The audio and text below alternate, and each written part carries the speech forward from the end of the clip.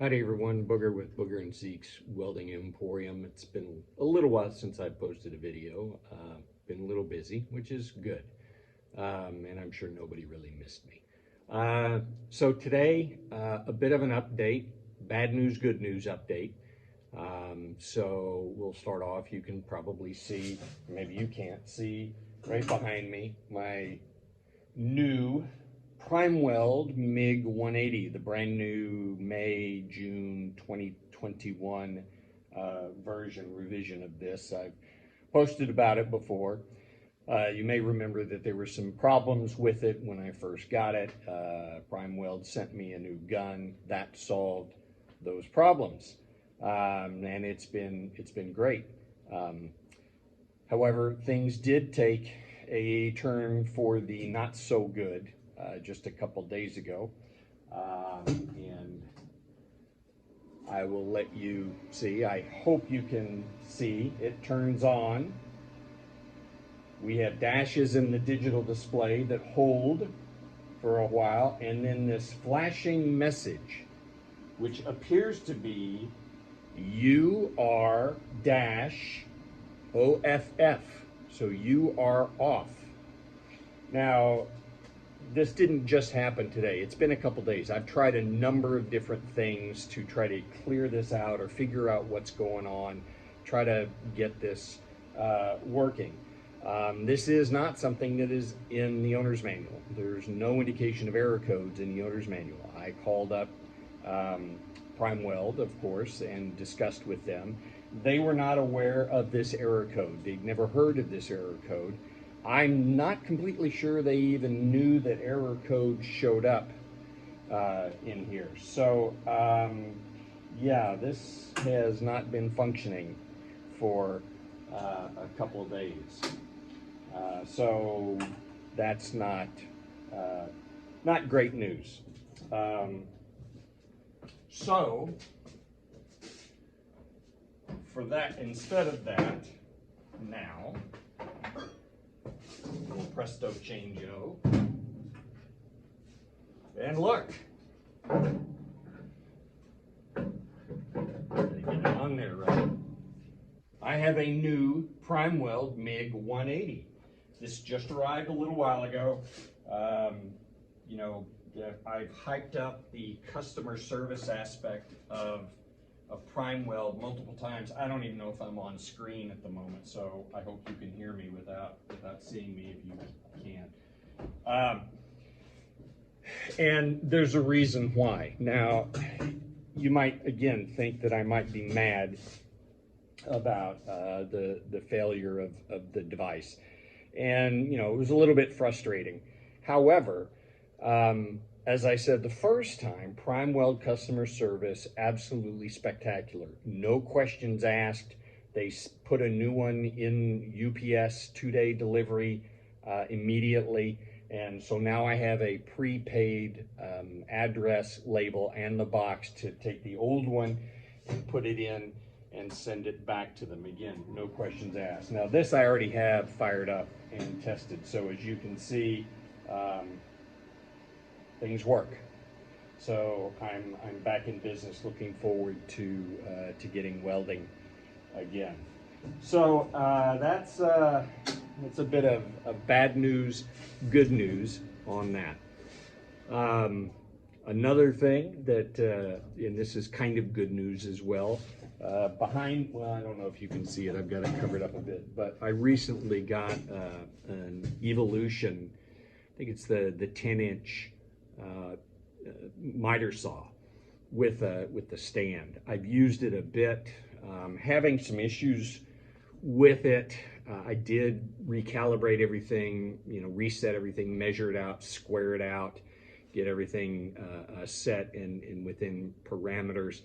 Supposedly, the guy I bought it from, and I did buy it used, I have to make that clear, I bought it used, got a great price on it. Said that he'd only used it 3 times and on wood.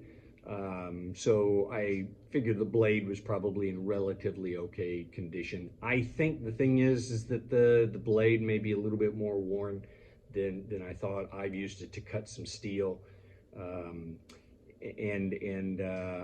I'm going to get a new blade and get that one sharpened. I'm not sure what's going on. It's got this kind of funny thing. It doesn't cut great, but I can, as I watch it cuts really nice for a few seconds. And then all of a sudden, I guess there's a wobble or there's something like that. And this is after several revs, so it's not like it's you know, this one spot in the blade or in the teeth that causes the problem each time it comes around. So each single revolution, there are a number of revolutions where it will do an okay cut, and then all of a sudden it'll just kind of start wobbling and make this horrendous noise. The blade is tightened down on the arbor.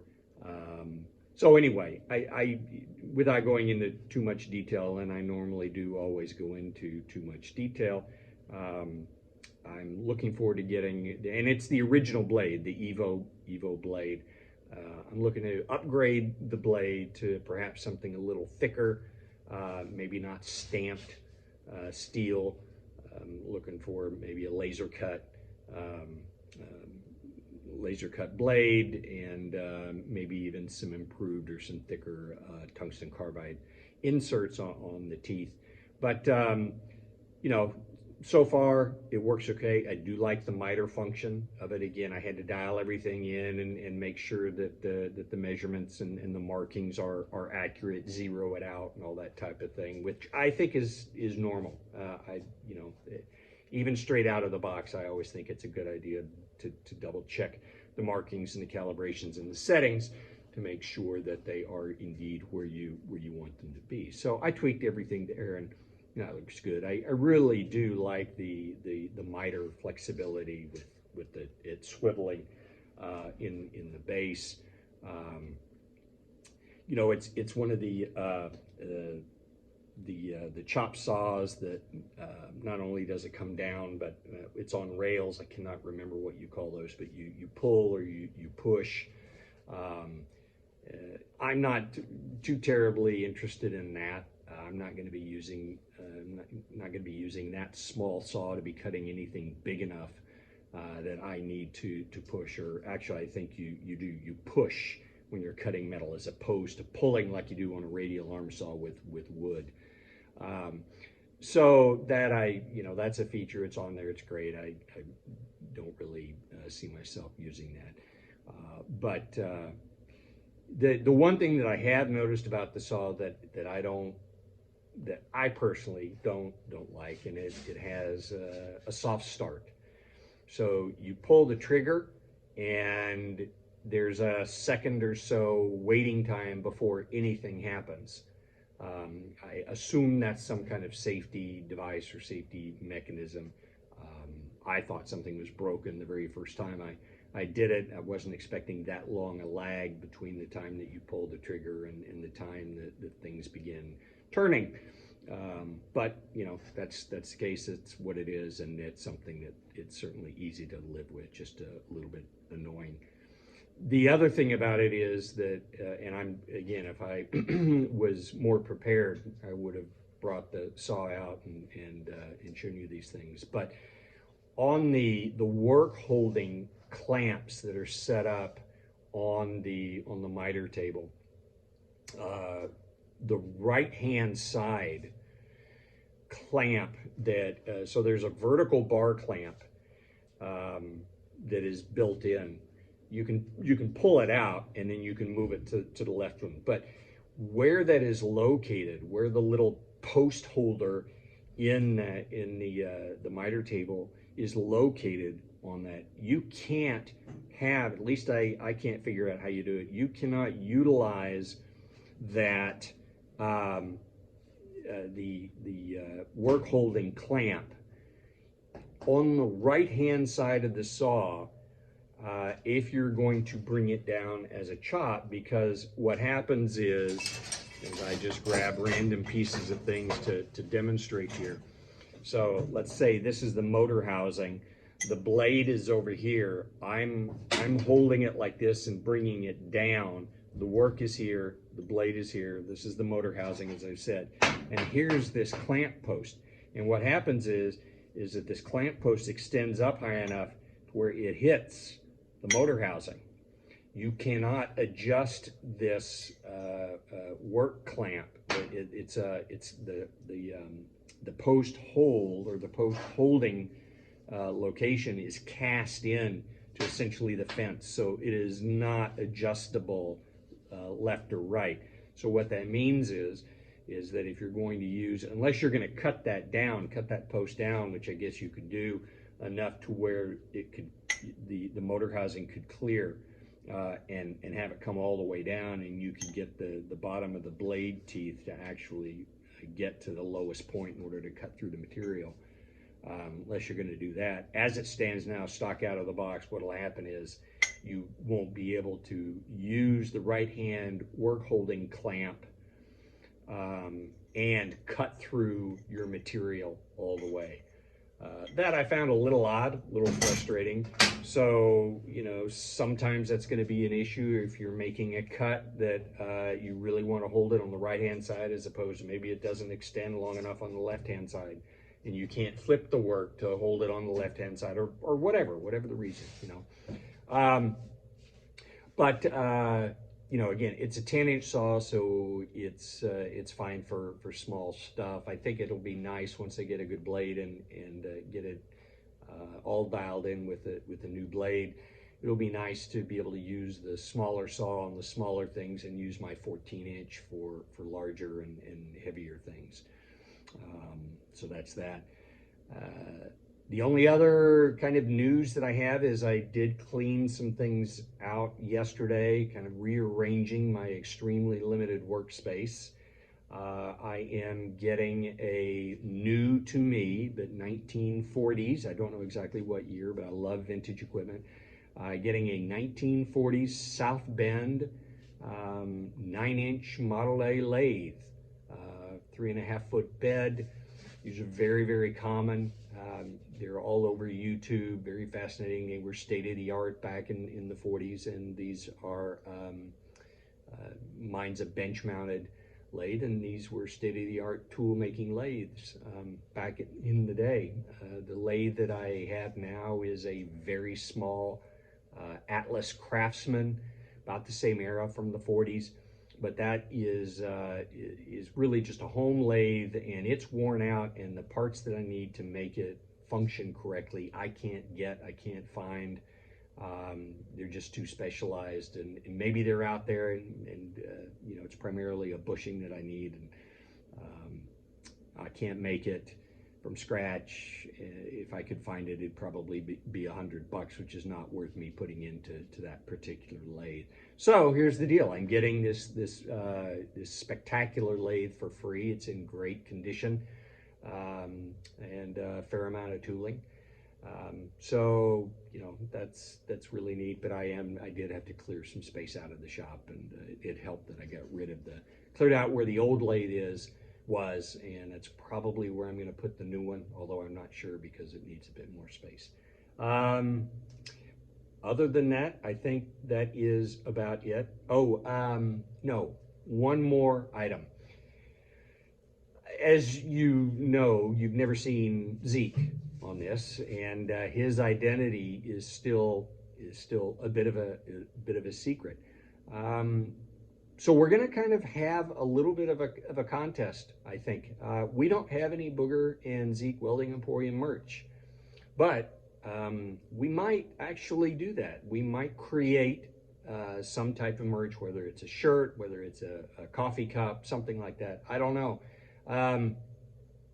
If you can guess who Zeke is, and I know that some of you subscribers actually already know, because you're part of our network of friends personally before we started this. So you know, so you're disqualified.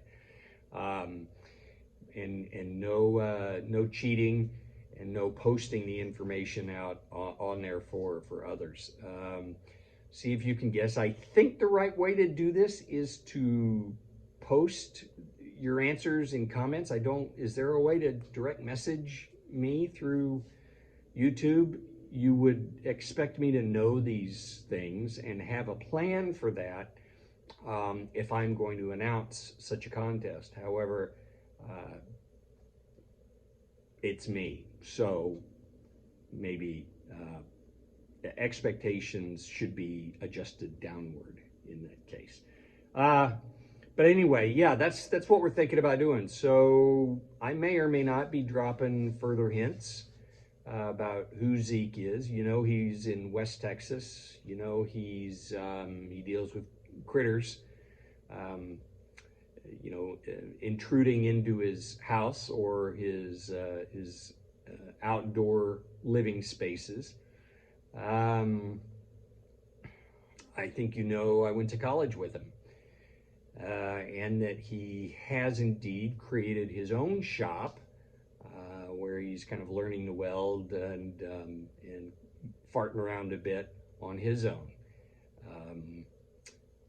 For now, I'll leave it at that, and probably what we'll do is, over some unspecified, erratic period of time, we'll drop another hint as we go, as based on what he kind of tells me I can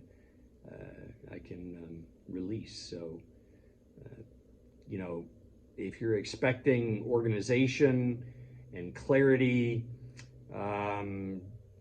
again, you probably need to alter your expectations, because I don't see that happening. Now, I will commit absolutely to producing the merch, the whatever it is, the t-shirt or the coffee mug or whatever, and sending it to you for free. I will absolutely commit to that, and I will try to do that on a relatively timely manner. But it certainly won't be the next day, because I'll have to have it made first and then ship it out. So there you go.